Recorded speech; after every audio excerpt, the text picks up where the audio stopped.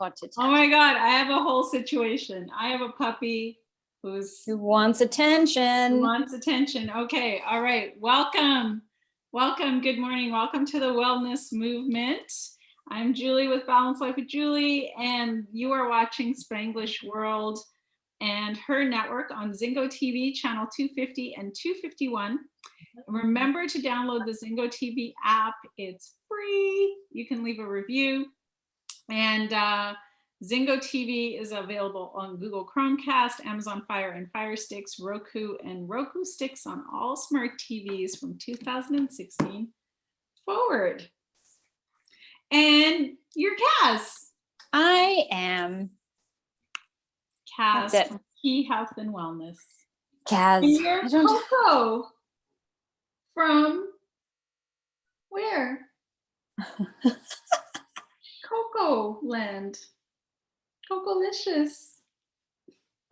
She's just like, whatever, just pet me and I know, she's feed like, me. Literally, I'm not lying. Like, look at her. She's like, what's going on, Coco? What's happening today?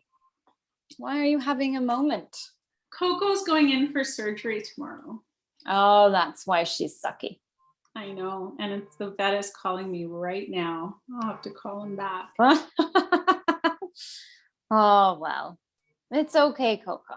It's okay, little puffer. You'll be fine. Come, be in our show, please. Hi, Coco. So we have a fun topic for today. Mm-hmm. We've talked about this a few times, but let's talk about it again. It's worth talking about again. It absolutely is, because it affects so many people and no one wants to talk about it. What do we want to talk about? What are we talking about? We're talking about poo. Poo. Yep. The thing we all do, hopefully, but that no one likes to talk about. Well, so we're going to talk about it because we don't mind talking about it. We're going to talk about it because poo is very important for your health. We need the poo. Just so we clarify, that's a whole other podcast. I have a Winnie the Pooh mug. Remember? You do. My Winnie the Pooh mug. That was your travel mug. Yes, I lost it. I lost it for like a year. I forgot that when we renovated our kitchen that I had put it in the car, in that compartment between the passenger and the driver's seat. And then one day I flipped it open and I saw the mug and I was like, oh. There's the poo. There's the poo. There's the poo. Yes, I remember that when we went to Ohio. Yes, remember when we could travel? Oh. Yes. Is that going to be the thing when we're older and we're like, kids, we used to be allowed to travel. Back in my day, we got on these things called planes and they took us from one part of the world to the other. Oh, that's a sad thought. No, I don't know. I think we're going to be able to travel soon. That is also a whole other podcast. Yes. We'll talk about it. But today we're talking about poo. Absolutely. And everyone needs to get on board with the fact that we all do it and that we need to talk about it more, because if you aren't doing it right, it's going to really mess up your day, week, month, or even this year. Yes. I'll be there for you. We always do a musical interlude. Have you noticed that? Last week it was like Adele. Yes. And then this time it's mode. And I thought you were singing some other song, so that's okay. Yeah, so I don't know if people realize, but the laxative industry is $1 billion industry. What? Well, so people are paying big bucks for something that their body should already be doing naturally. So how many times? Okay, we'll do a little quiz. Do you think you should poo every day? Yep. Coco says yes. Yes, 100%. How many times a day? Well, I think it depends on the type of poop that you're doing. But if it's a good, sturdy, proper poop, I would say 1 or 2. I think it depends on your diet as well. But I think if you were pooping once or twice a day, that's perfectly healthy. Yeah, I mean, I've had some health professionals say that you should poo every time you eat, but a couple of times a day is like a good amount. But if you're not going for days on end, that is a big Mm-hmm. flag. Mm-hmm. Yeah. Yes, it really is. And I understand. So in my profession, I can't just be like, please excuse me, person I'm massaging or healing at the time. I have to go to the bathroom. So I sometimes have to wait until it's an appropriate time, which I think we're all like that. And I know a lot of people can't do the poop at work thing. That's okay. But I think the idea is you poop as soon as you can possibly poop. That's an appropriate time. So just going back to diet, like if you have certain things, like basically if you're not getting enough fiber, which means you're not getting enough plants in your diet, chances are you're going to have some issues not going to the bathroom, right? So like certain diet trends that are super trendy, like keto, like there's not a lot of plants in that diet. And so you have to remember that animal protein has zero fiber. And we also get into gut health, right? So it's like if you're not having any plant foods or minimal plant foods, chances are that the microbes in your gut are starving and you're going to have some issues going to the bathroom. Right. I was actually talking to a friend of mine in San Francisco.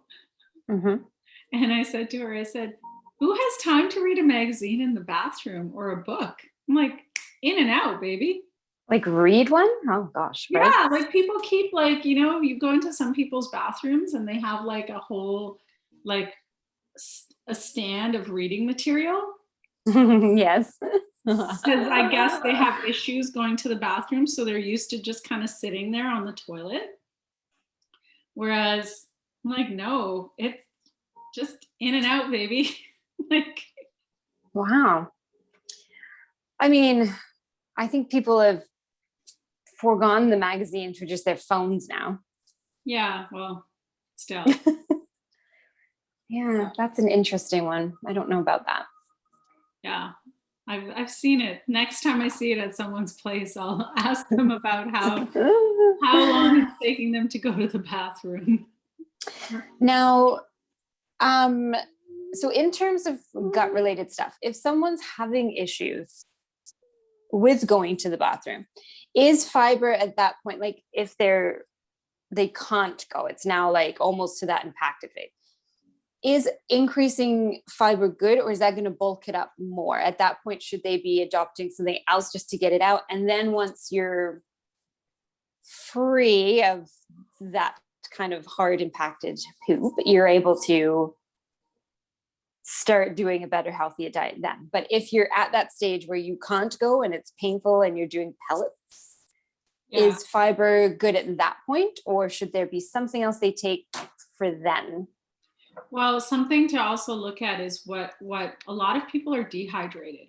Like a lot of people are chronically dehydrated. So that's also part of what's going on for a lot of people. So looking at water intake, I know a lot of people will use coffee, they'll drink coffee because it's a diuretic and it makes them go to the bathroom. But I would say, like, if somebody is not used to having a lot of plant foods in their diet, chances are that their gut doesn't have the microbes necessary to digest those foods, right? Like sometimes they'll say, well, someone will say, oh, when I eat more veggies, like I find that I get all gassy and bloaty. It's because they don't have the microbes necessary.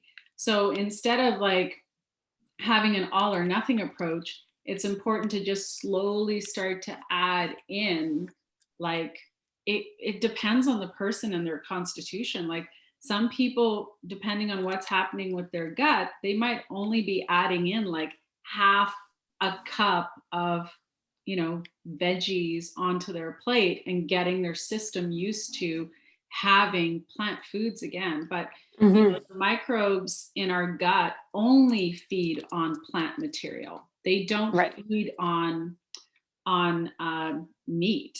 And the thing to also remember is that the digestion process, so it's bile that ends up breaking down the fats in animal flesh.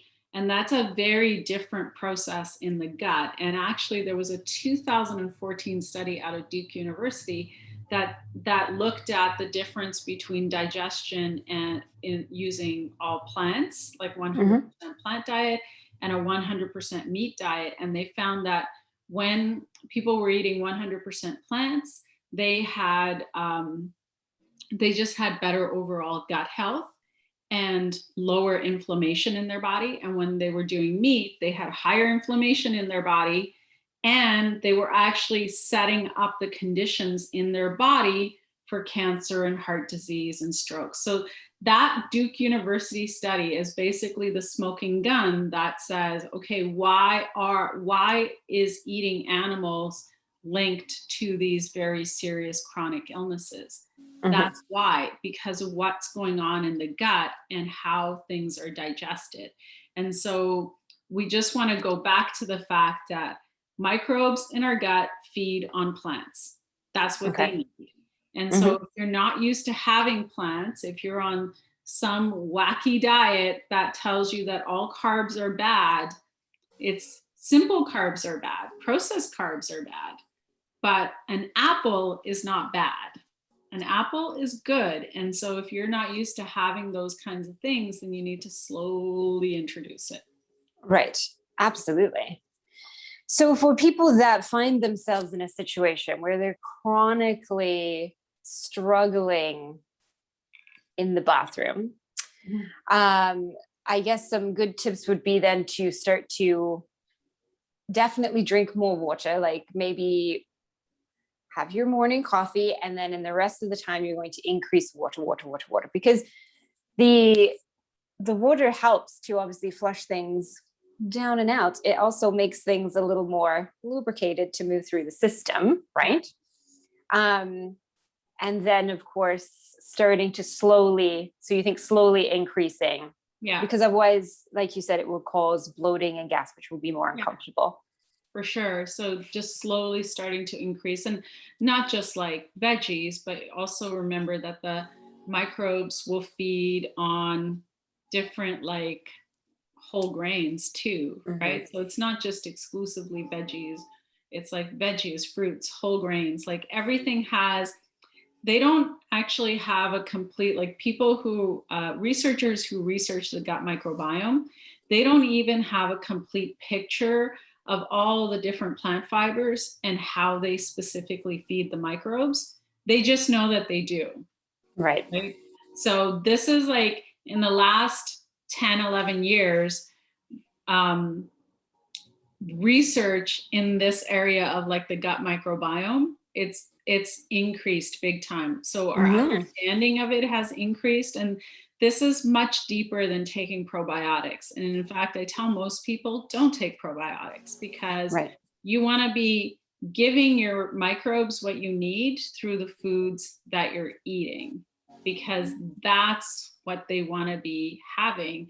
And a lot of times if people aren't addressing their diet and they're just taking probiotics, well, those are just flushing right through your system. They're not hanging out, right? So it's save your money, focus on your nutrition. It's like, it's what we talk about. People always want a magic pill. Not a magic pill. Well, apparently the magic pill is the in the pharmaceuticals where they have all the laxatives and stuff. Yeah. That's a magic pill. But your body has like the ability, like you have the ability to go naturally. Right? Well, and that's the thing, when people start to hold it for so long, you start to actually become desensitized to that natural alertness, which can then lead to not being able to go, or to going when you don't want to go because your body's just like, it's coming now, and you're so desensitized you don't realize. Yeah, well, what's the going thing on. is, people also, like, people who are Shanti, come here. People who are like have issues going to the bathroom, they're constipated. There's probably diet, it's stress related. It could be a lack of hydration. So those are all things to be looking at and addressing, instead of just like taking a laxative to try to resolve the situation. You want to actually resolve the real situation, because your body you should be able to go. I mean, you know, you have a couple of kids, like when they were babies, like you paid attention to when they went to the bathroom, or if they didn't go to the bathroom, because that's what I hear moms talking about all the time. Like we love talking about bathroom habits of their babies, because it's really important for health, right? Like that's why you're paying attention to it. Absolutely. I mean, and not only are we paying attention to when they go, if they haven't go, what it looks like, how much of it was in there. Yeah, there's a lot going on, which we if it's tend like not all to do. soup, if it's all runny, that's problematic. If it's like hard, that's problematic. So you kind of have to figure out like what's going on. It should ideally, for those who are listening, your poo should be like an S shape in a perfect world. So like, and like a continuous, it kind of like stays together. S. And so if it's like broken up and stuff, or if you're shooting pellets, like there's something going on. Like that's something to look at. Right. Literally and figuratively. Yeah. And I know trying to get on a good, so we touched base earlier about it's not always an appropriate time to go. So sometimes you feel the urge, but you can't necessarily just stop when you're in the middle of work for whatever you're doing, or maybe you're on the train somewhere. So it's important to go as soon as you can, but even maybe getting into a routine so you go before you even leave for work. And I know just from myself, having warm water with a little bit of lemon in it first thing in the morning helps wonderfully in that department. Yeah. And so most people are having that coffee and then heading to work, and then their body's like, oh, I need to evacuate this coffee. And then they can't go. And so then all day, or until they can go, they're holding it. And that like holding can cause some serious problems. I actually read a little article about someone who held it for 8 weeks and they died. Why? I don't know why. Why would somebody want to hold it for 8 weeks? They didn't actually go into detail about why the person didn't go or couldn't go at that point, I would assume.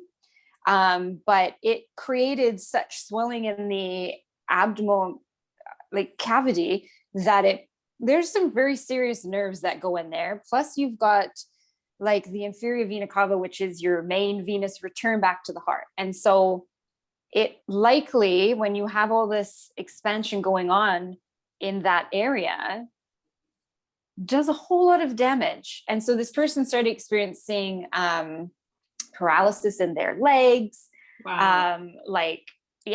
feet swelling, like all kinds of stuff. And then obviously passed away. So it's not great. And the more you're holding it, the more you're kind of leading yourself down the wrong path of your body becoming into that routine where it's just normal. And then it's like, oh, we're fine. Yeah. I mean, I think the goal would be to get into a regular routine, right? So like certain foods that you're eating, like the thing that digests the fastest in our system is always fruit.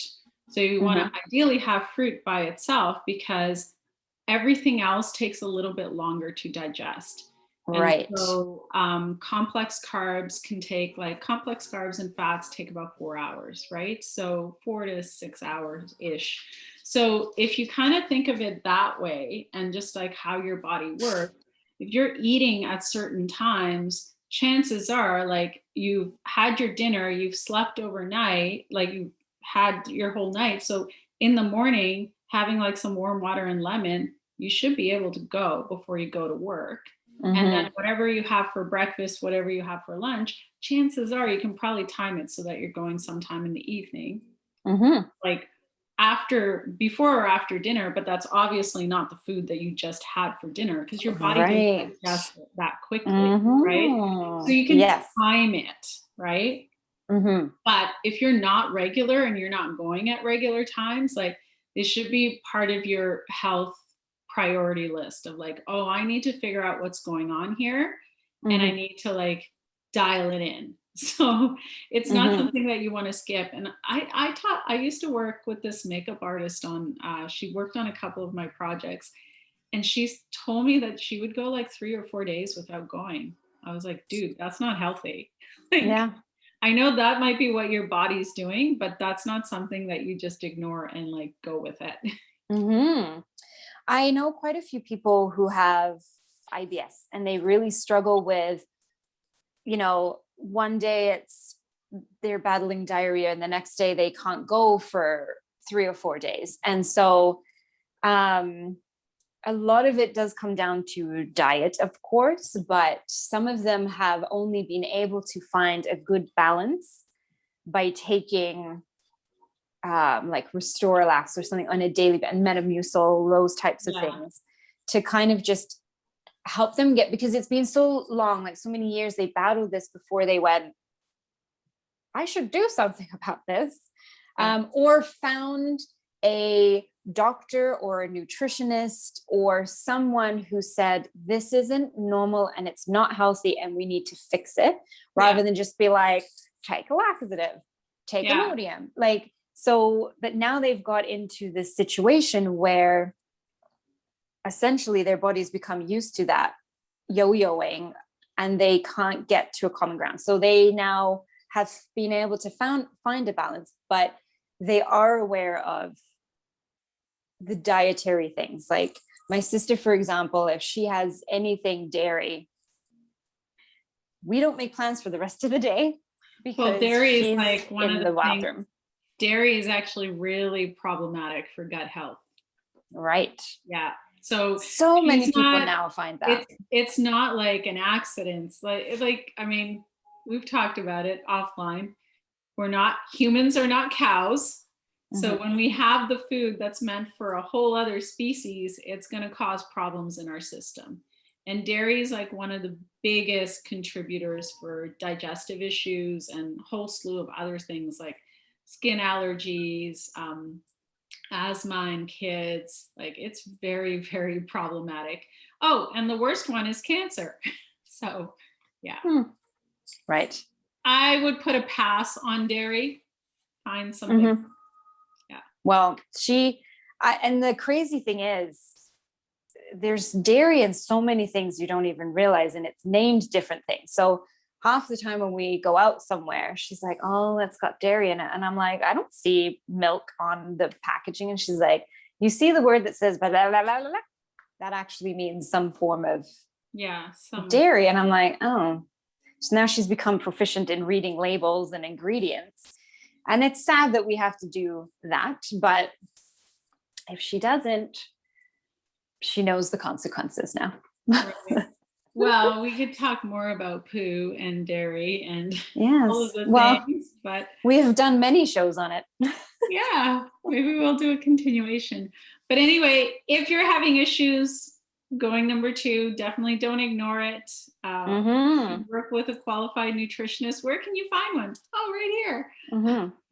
And incidentally, registered massage therapists also know how to relieve constipation as well. So yes, there's lots of different options that are healthy and not just a pill you're going to take to, I don't know even what that does to your insides. Yeah, I wouldn't recommend the pill. So thanks for watching today. The show can be heard on Spanglish Radio Network. Her network is part of Spanglish World Media Network, and check out spanglishworld.ca for all news and programming. Spanglish World. Watch it, hear it, read it, download it, live it. Nice. Well done.